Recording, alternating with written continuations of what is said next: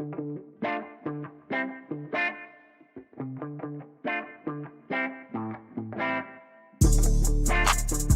in again, everybody, to Coach's Corner on the Auburn Undercover podcast. I'm your host, Ronnie Sanders, and I'm joined today by as always, with former Auburn defensive coordinator, Ellis Johnson. Ellis, how you doing today? Doing good. Good to be back. Hope you're feeling better. I am. You'll have to excuse my coughing if I if I start, but I'm trying to get over the flu. But I appreciate you asking. I'm doing much better than I was a few days ago. Let's talk about the Auburn hire. What do you make of Alex Golesh? I don't know anything about him, Ronnie. I mean, I can read his bio like everybody else. I don't think I've ever met him, and I haven't followed it a whole lot. But I think that's a good hire. I think every hire that's been made in the past 2 weeks are good hires, and time will tell. I mean, I think what's most important, and not just specific to Auburn, but instead of worrying about press conference and how good their hire was, is it better than the other school, or did we foul behind? Every school better load up on NIL until they get some control of it. They need to put the resources into that to get the players, because as much as I hate it, that's what it's about now. It's just buying players. I mean, Texas Tech, I think that coach made a good statement the other day. Everybody said he bought a team.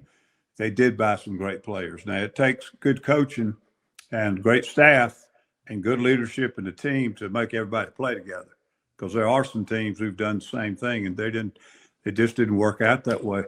So Auburn being one of them. Yeah, I guess they hadn't molded, come together.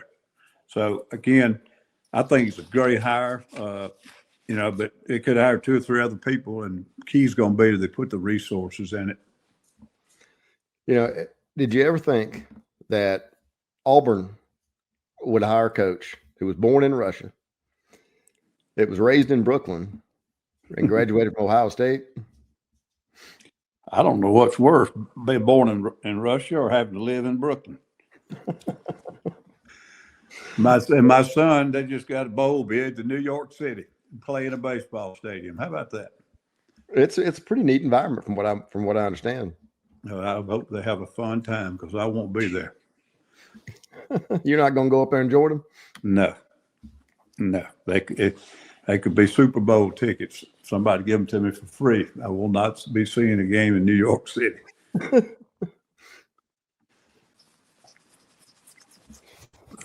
So, I didn't think that. I'm not sure that I ever thought that Auburn would hire a coach that grew up in Brooklyn and went to Ohio State. But this was born in Russia. He's got a good background. Worked in several regions and different conferences and all that good stuff. And I did see, I think, where he kept DJ. And, he did. And I assume a lot of the staff on that side. The defensive line coach. Some of the staff.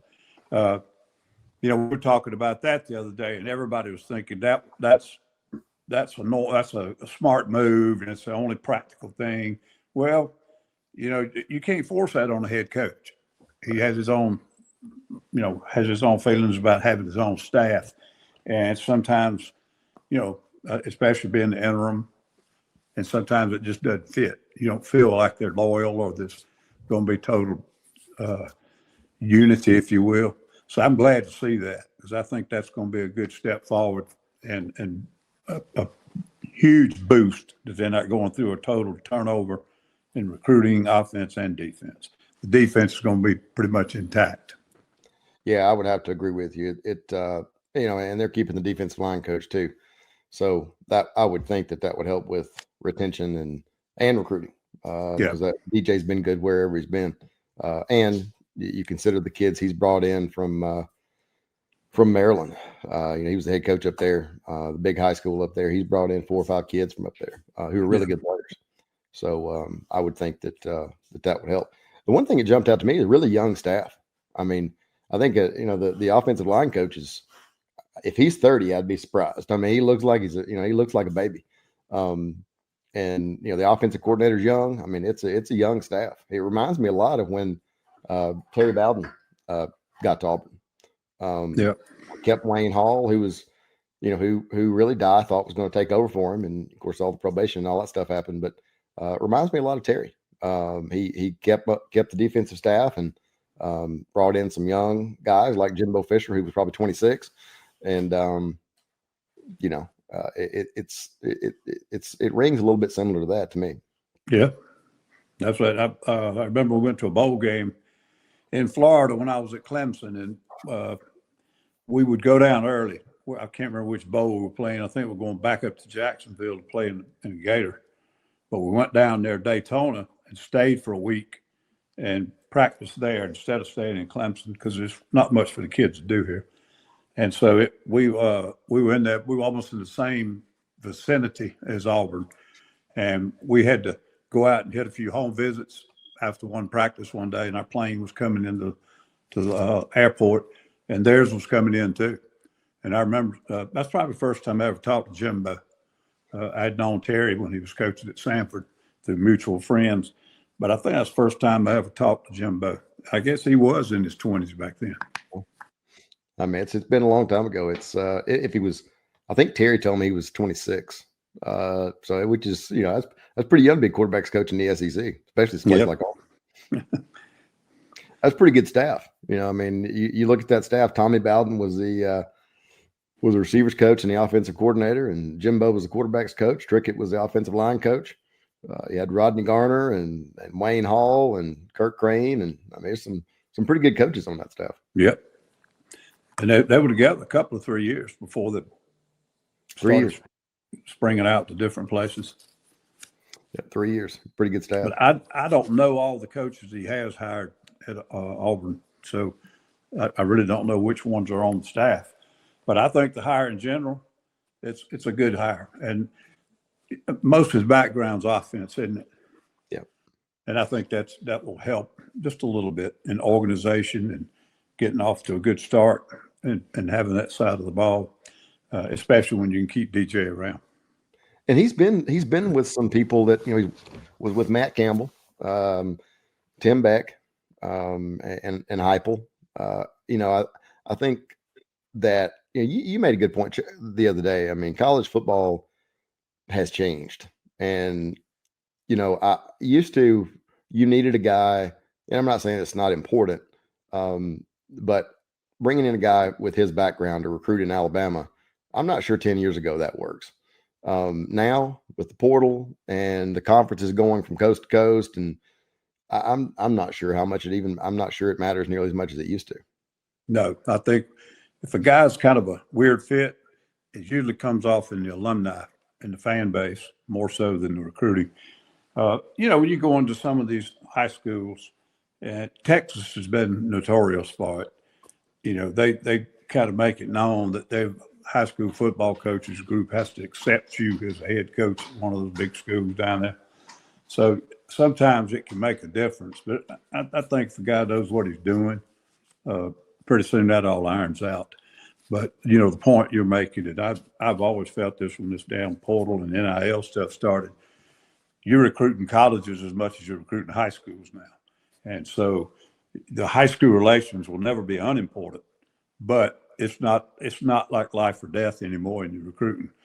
You might not even have to have a great relationship with your high school coaches in order to bring in good players, because you're going to get tons of them from the portal. Well, there's no doubt.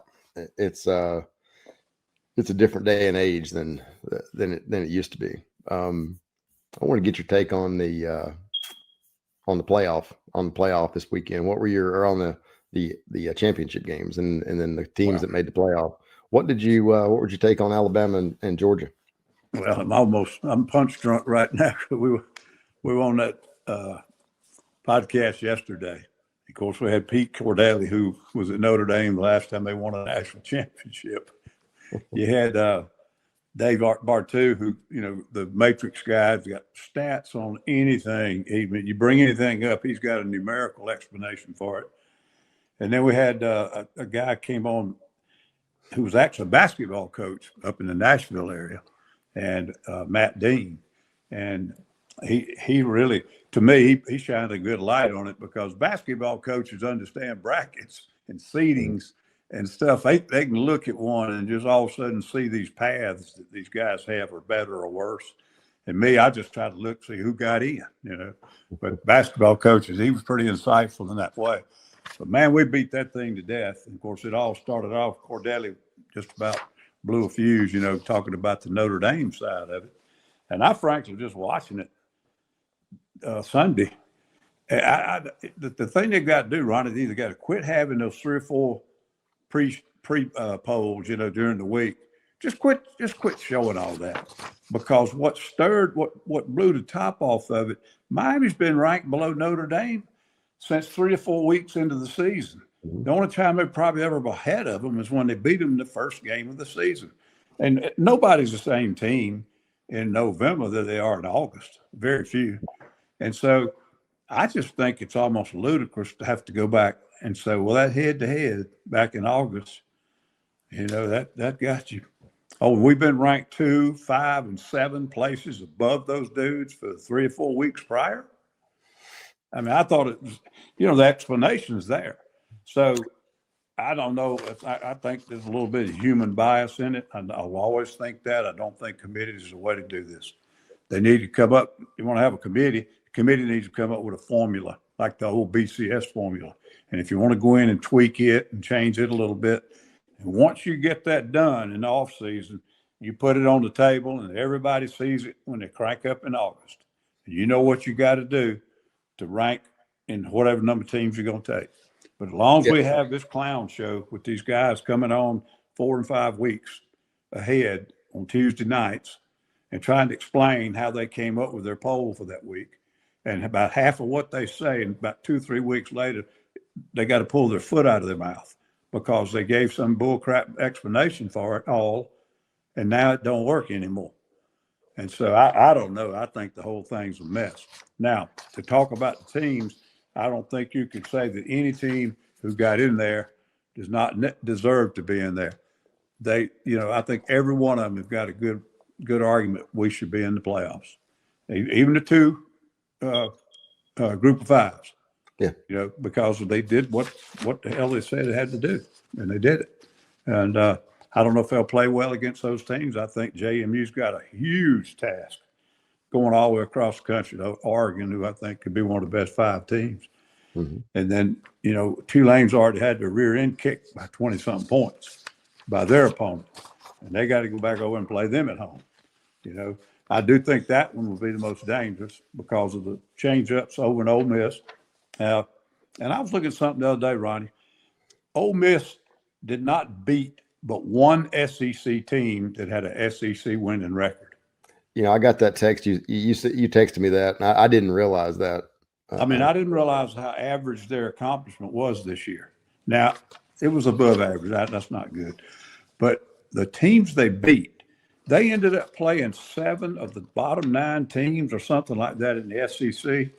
1, 2, 3, 4, 5, 6. They played 6 of the bottom 7 teams in the SEC. And they didn't make the schedule. The schedule was made 2 years ago. That's not their fault. But they had an easy track. As it turned out, they had a very easy track. They thought that win over LSU was a big-time win. LSU had a losing record in the SEC. They won 3 SEC games. So the win over Oklahoma was huge.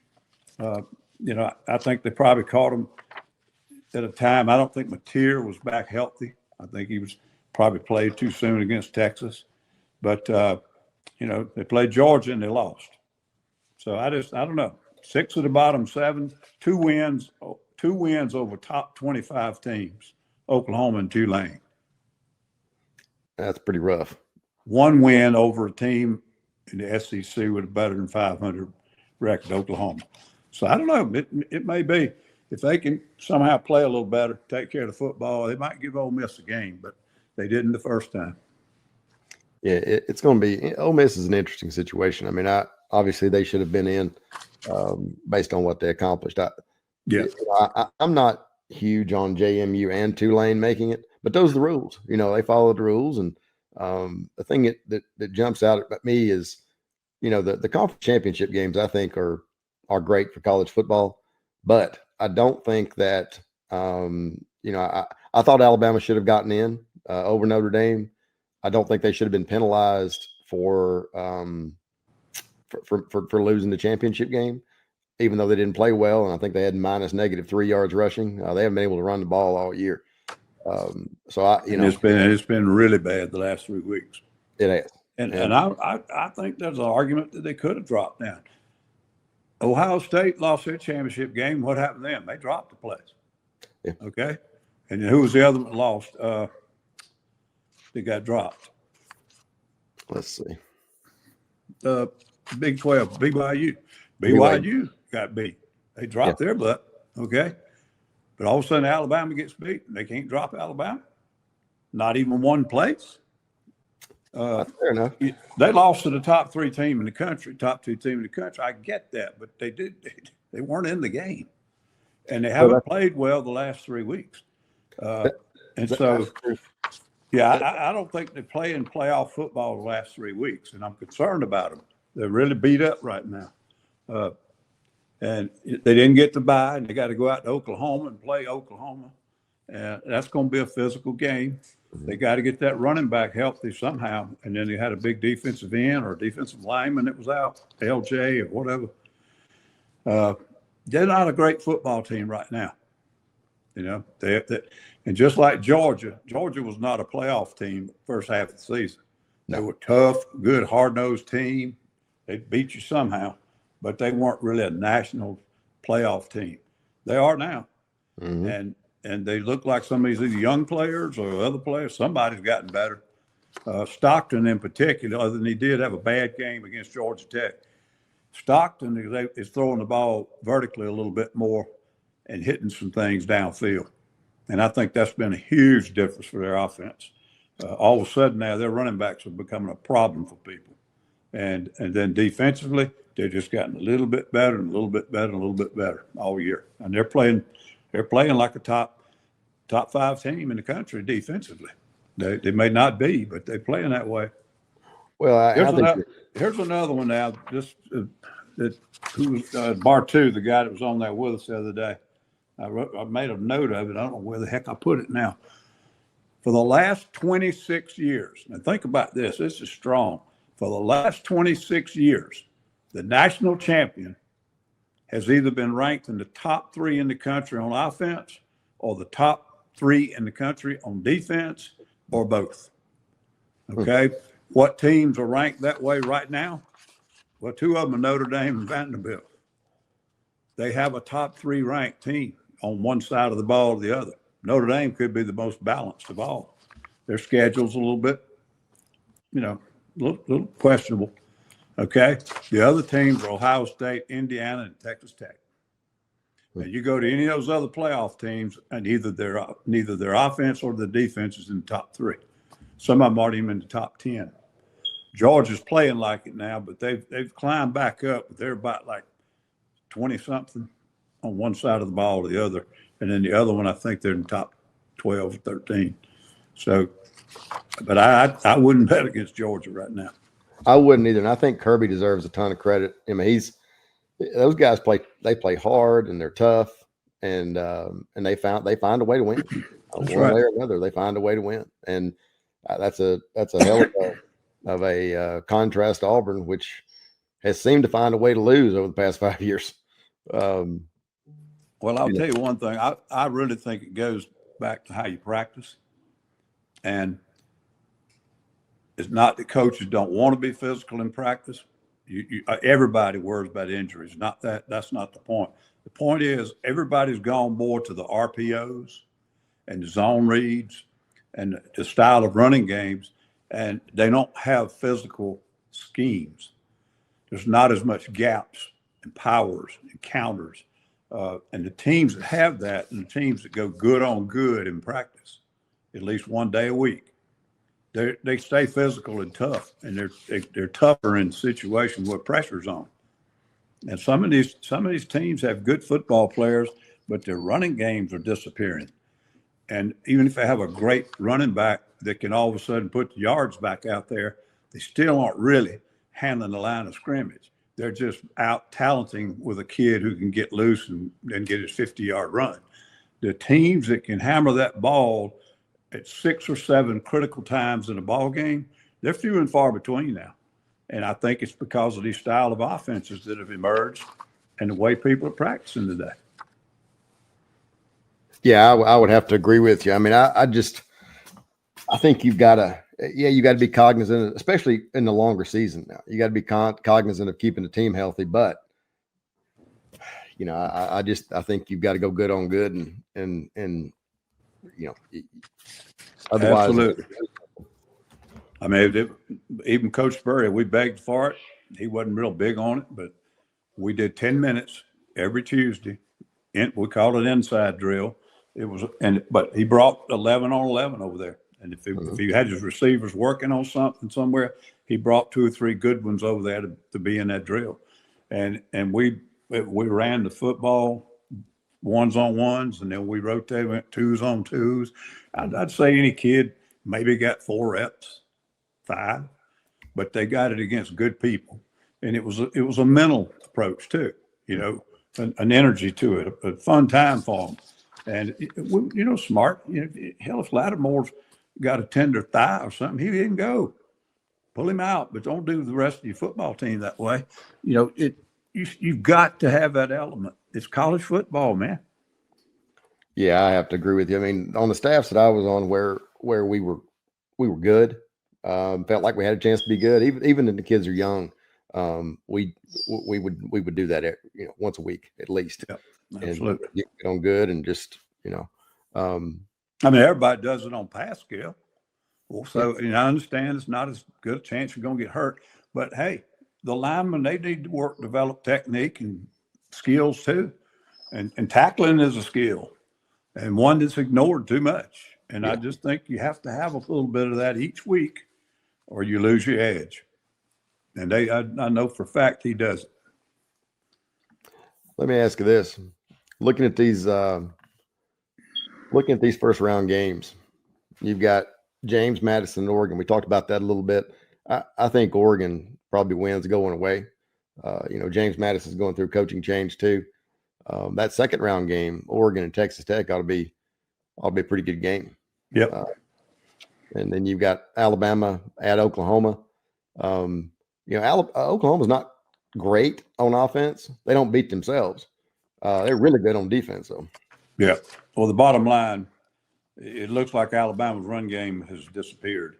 If that stays that way, I mean, I know they beat Oklahoma earlier, but Oklahoma beat them. Vice versa. Oklahoma beat them. It was a close game, but both of them right now. The problem with Oklahoma is Mateer's got to be sharp. He just can't be hot and cold, and he's sort of a streaky player. And he's not been as good since that hand, whether he got out of rhythm or got off kilter or something. It came back too soon, probably against Texas. It looked like it was affecting him. But the thing's got to have been healed up by now, at least you'd think.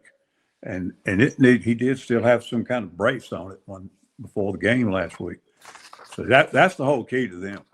If he can play well and take care of the football and make some accurate throws, I mean, sometimes the stuff they throw, the ball never goes down the field. And so as a result, the running game's still getting loaded up. So I don't know. That's going to be a good one. Probably the best matchup in the first week, I think. It's an argument between that or Miami, Texas A&M. Yeah, both those should be great games. I mean, the winner of Alabama, Oklahoma gets Indiana. Can number 1 seed Indiana? Can Indiana?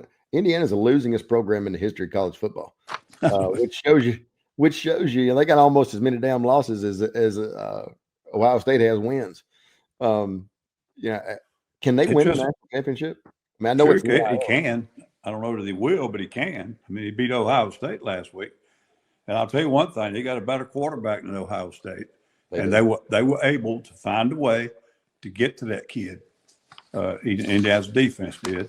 And he couldn't handle it. He wasn't that level player. And he got some great players around him. Yeah. I'm looking at Oklahoma on the screen. And they don't even look like they belong in the SEC. I mean, the eye test, their roster, their depth chart. So the quarterback, he's got some limitations. So a team like Oklahoma plays them, and Alabama's played some good defense lately. But either one of those teams they could possibly win that game. But I think the kid from Indiana is a really good quarterback. And I think that gives them a little bit of a chance, to make it all the way through. Whereas the kid from Ohio State, everybody around him's got to elevate him. And they weren't able to do that against Indiana. And I think Indiana played a hell of a ball game on defense, but I think there's 2 or 3 teams in this bracket that have as good or better defenses than Indiana. Well, Indiana, again, they play with an edge. I mean, they play and that's credit to the head coach. I mean, he's come in there, and Kevin Wilson did a good job up there as a head coach. I mean, he came in, and he said before, he's like, my biggest problem there was that I said the F word too much. He said I came in here and nobody knew anything about winning, and they went to back-to-back bowls before they fired him. Now you telling me Indiana didn't like his F words? Apparently not. Yeah. Well, apparently they were over charged with Bobby Knight. I mean, what the hell? Ain't nobody used it more than him. That's true too. And that, of course, that was basketball. So I guess that's okay. That's kind of like coaching football at Alabama. You can do what you want to as long as you're winning. First round games, we got Tennessee, Ole Miss. We talked about that. Miami A&M, Miami at A&M. I've got A&M, but it wouldn't shock me if they lost. No, and the reason, A&M's got a really good third down defense, but they're not. You know where they are on defense? They're somewhere like in the 30s or the 40s nationally. I mean, they've been, and Mike Elko is a great defensive coach. Yeah. I don't know what exactly it is, but unless you can another team, if you end up in 3rd and 6 or more, you're going to lose the ball game. But if you could shorten the sticks a little bit along the way, they're kind of like drive-by type defensively. Offensively, when their offensive line's controlling, I mean, they're a bear. They're hard to stop. I don't know. I think Miami's a better balanced team. I don't think they've seen nearly the competition that Texas A&M has seen. I think Texas A&M at home. I mean, I'd be shocked if they lost this ball game. I got a dog here trying to get up and sleep with me. How do you see does Ohio State? Who do you see in the championship game? It's hard to pick the thing when you don't know who's going to win the first round. If you knew, but it looks like Georgia and Ohio State can't play in the championship. Is that right? The way the bracket. I'm looking at the bracket runs. They would play in the semifinal. Yeah, because I think they're the best 2 teams. And the reason I think Ohio State is I think they overall got the best football team. The reason I think Georgia is I think they know how to win. Now, I guess it's almost stupid not to put Indiana in there. But, they've played some really good teams this year that they had close ball games with. Oregon, Ohio State, and I can't get the other one right now. I don't even think they played Michigan. But they had one other really tough ball game. But everybody else, I mean, they've plastered them. And I think the Mendoza kid might be as good a quarterback as there is still in the bracket. They got the best quarterback. They got a good, solid defense. I kind of give them the edge to win the whole thing right now. How would you like to have an Indiana-Texas Tech national championship game? Well, they can't either. They got to play in the semis, wouldn't they? Yeah, they'd have to play they would play in the they'd play in the semis or the I just don't want an Indiana Ohio State final. Join the crowd. I mean, I watched it the other day because I felt like, if we talking about it in 3 or 4 of these shows, I might not would even cut it on. Of course, I haven't watched the national championship game in 3 or 4 years. What do you make of Duke and Virginia and the pitiful ACC? I was hoping you wouldn't bring that up. Here's a conference. They can't even get in the championship, and they're taking up 11 bowl slots. 11. They're more bowls than any other conference. I think SEC has only got about 9 or 7. But anyhow, it was a down year. And the teams that have the players or had the possibilities, they didn't play well. Florida State, Clemson, Miami. And Miami, got back on track. But I really feel like Notre Dame deserved to be in there, not them, not Miami. But that's spilt milk. But if you look this at the ACC thing, what it's bringing, a lot of folks are telling them you got to change your tiebreaker. Yes. If you got a 5-way tie, you need to get the team that's got a national championship potential in the bracket, or we're going to just quit. We just quit inviting you. Well, they need to, the tiebreaker most certainly needs to change. I think they, like I say, 5-way tie, and I think you've got to go the way the SEC used to with the divisions. And I'm not sure what the tiebreaker is now, but the highest ranked team went. And that's really, I think, probably the only fair way to do it, because, the ACC just, it's not a good look to have your conference champion at 8-5, and then you got a team that in Miami who didn't play in the conference championship game. They make the playoff. I think the other thing that has to happen is instead of just these championship games, we're going to have championship games, which I'm for. Then you've also got to have, you ought to have Notre Dame and Vandy or somebody playing those kinds of teams. They need to have a play-in game. And then seed after that. The other problem, got to have more games. The other thing that came up is most everybody thinks it's time to go 1 through seeding. Don't pay attention to any conference they're in or not in. Seed them, and then let's go play the top 16, 14, or 12. And I agree with that. The second thing is what's happened. They keep trying to say, well, the NFL this and NFL that. The NFL ain't got no damn conferences with 16 teams. That's right.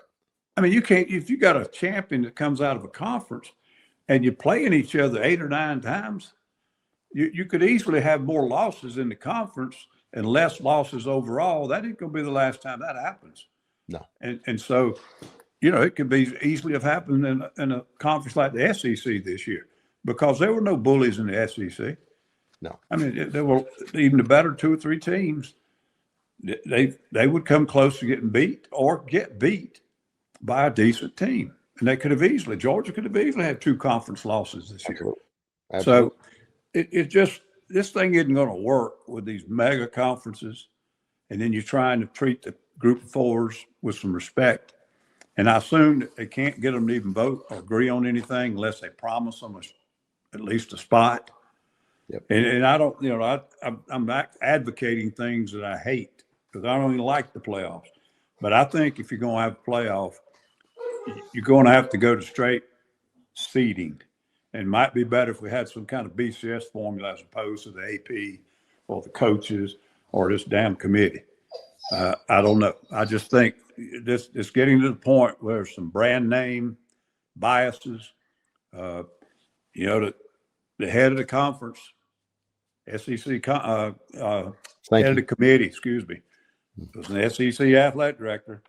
And when they got them 3 teams and tried to figure out who's in, who's out, Alabama got, oh, you're in, don't worry about that.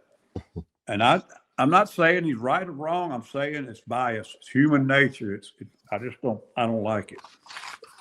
Well, I was a little bit surprised, honestly, that I kind of thought that the old formula, the computers would be the way that, when the playoff evolved, I thought, and the committee was announced, I'm like, well, hell, why are we going back to what amounts to a poll? Totally agree. Totally agree. And then Sankey wants guaranteed seeds, expand to 16, but guaranteed seeds, a guaranteed number of spots for the SEC. And I can certainly see that, but I think the other thing is, if you look around at these different conferences, and again, I understand the NIL has changed things too, but you got 20 teams in the Big Ten, and you've got 5 premier programs: USC, Oregon, if you want to count Oregon, Penn State, Ohio State, Michigan. I don't think you probably count Washington. But those are kind of your premier programs. In the SEC, you got 9 out of 16, and that's not counting, the Ole Misses and the Vandies. So, and again, I understand the NIL has changed things, but I was looking at, one of the, and Terry Bowden and I were talking about this on our earlier show today. I'll pull this up and we can talk about it as well. But I looked at, and this is kind of pertinent to Auburn people, but 10 most watched teams of the 2025 college football season. I may have texted this to you. 1, 2, 3, 4, 5, 6, 7, 8 of the top 10 teams of the most watched teams in college football this year were SEC teams.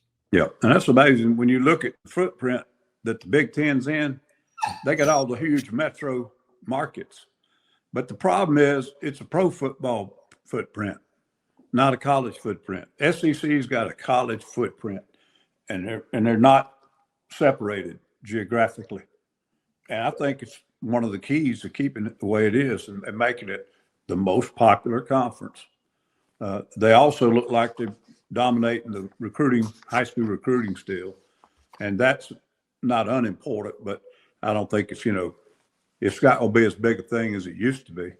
But Bartu even said, it was something like the last 16 years, the national champion has had a top 10 recruiting class, the whole time of that period of time. Right. So it's talent and coaching talent and all the above, to get you in the championship. But some of these things he can track, and it comes back and it just paints a picture you can't believe. But I'm not surprised at that, Ronnie. And I do think you sent it to me, or it was a different one, but it said, I think it said it was, they were not, I don't know whether it didn't have the biggest chance to win the championship, but they were the most watched, or the ratings were the best, or something. These are the most watched, highest rated. These are Nielsen ratings. Okay, that's what it was.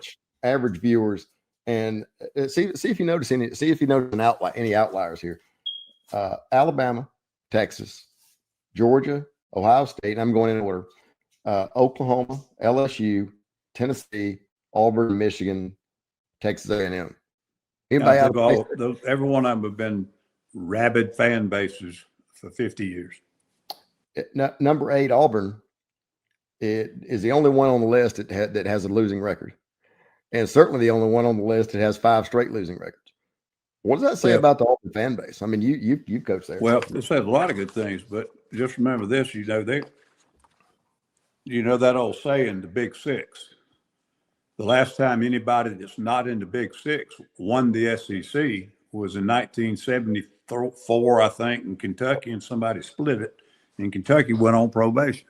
That's it. And I think it was Georgia, Kentucky and Georgia. I can't remember, but outright, you got to go back to the 60s. Ole Miss in the 60s, 60 somewhere. So I mean, that just, and guess what? It's still going. I mean, who won it last year? Georgia. Who won it the year before? Mm-hmm. I mean, they still, one of the Big Six has won it every year. Yep. And Auburn's one of the Big Six. It's pretty, and you got A&M ranked in the top 10 most of the year, and they still finish behind Auburn as far as eyeballs go. So it's a pretty strong testament that after Auburn being as bad as it's been for this long, still selling out stadiums, and still people giving money and people still watching on TV. Well, I think it says a lot about Auburn family, and I think it says a lot about college football in general. That's these fan bases, they like their football teams and their schools, and the players, they just like the money. Yeah. Now, I'm not saying all of them, but the days, and El Kiffin had a press conference 3 weeks ago, and they were kind of hinting at him. The press was kind of gnawing at him about leaving players. And he said, guys, this is a different day. These kids didn't come here because of the school colors or their daddy was the quarterback 20 years ago, or most of them came here because they saw the best opportunity for them in a certain system. They liked the environment, and they got some money. And he said, those three things can change and they'll go somewhere else. And so it's not as much of players or coaches leaving each other. It's it's just a whole new generation now. And you can try to change it, which none of us like it. None of us old timers, we don't like it, but it's just the way it is. Well, and I do think that having kids on your team who want to be a part of the program, you still got to pay them. You still got to make sure they're taken care of. But having kids on your team who want a degree, want to get it from your school, I still think that matters. I mean, yeah, absolutely. And you look at there's a story on Auburn Undercover this morning, and Golesh is talking about. He said every player to a T. He said they love it here. He said and he says I don't have a script or anything. He said, but every player that's been in my office has told me they don't just like it here, they love it here. Now that doesn't mean they're going to stay, but he said it's the only place I've ever been where every player that I've talked to says he loves it here. Yeah, and they had a hard season too, and still like the environment and want to be there. Before we go, give me your. We talked. You already said Indiana as it would give you the slight edge. Is that Is that your final choice before we start? Yeah, but I need one of these wagers where if you lose, you pay nothing. If you win, you get $100. There you go. Well, it's good to be with you again today. Well, I got to say Georgia because that's who I've told everybody else. I think Georgia's going to find a way to do it. But in all honesty, best defense quarterback combination, I think it's Indiana. It should be a great playoff. Makes you wonder after all these years, that finally got a playoff in major college football. What would have happened the previous, X number of years? It's it's fun to think about, but at the same time, we're in a new day and a new age. Well, I like that BCS formula. I got the 2 national championship games with that, so I think it's great. Well, it's good to be with you again today. Enjoyed it, man.